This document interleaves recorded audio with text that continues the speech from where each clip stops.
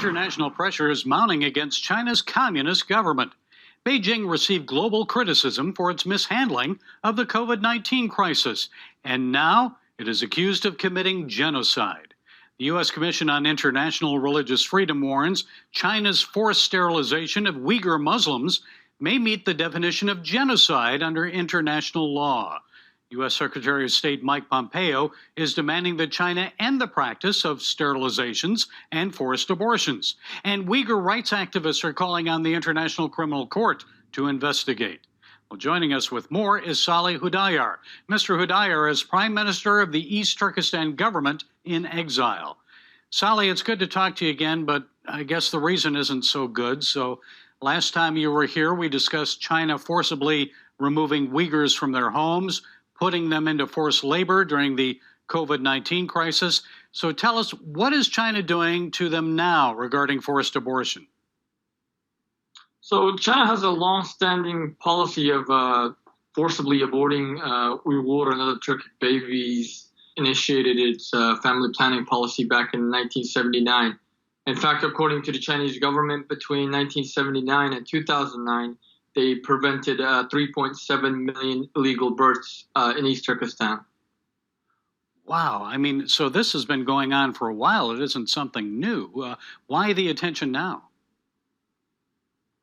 So right now we have actual evidence that the Chinese government is actually carrying out forced sterilization versus forced abortions.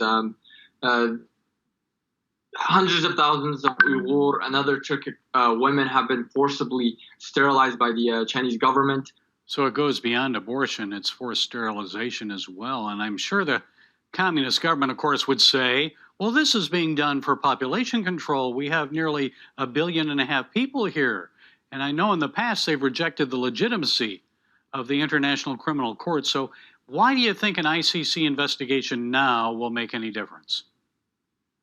Well, the ICC, as we've learned from the Rohingya cases, whether it happens, in the country or outside of a country, if there's another country involved, like an ICC member state, that is involved in the persecution. In this case, we have Cambodia and Tajikistan who have deported or forcibly deported Uyghurs that had sought refuge there to China, where they were then sent to concentration camps, prisons, and where their whereabouts are currently unknown in some situations. Well, yes, and on that, we've talked in the past about China sending Uyghur Muslims to detention camps for re-education. That's what they call it. At least 1 million have been forced into these camps. You believe it probably could be as high as 3 million. Do you have evidence of that that you could share with us on what's happening there? Yes. So as far as the concentration camps, our organization back in 2019 had located over 500 concentration camps and prisons and labor camps. And based on the testimonies of former detainees on the layout of these facilities, the size, we estimated that there was at least 1 million, but more likely 3 million, which is the same number that was confirmed by the U.S. Department of Defense.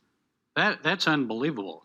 As many as 3 million people in detention simply for being an ethnic group that isn't Chinese. Well, on another human rights issue affecting China, Hong Kong, the new national security law, it seems like similar tactics that have been used against Uyghurs in East Turkistan and Christians in mainland China are now being applied to people in Hong Kong. I know pro-democracy activists there are being arrested, but they say their movements are still alive. So what's the latest? I know you're in touch with them. What are they telling you?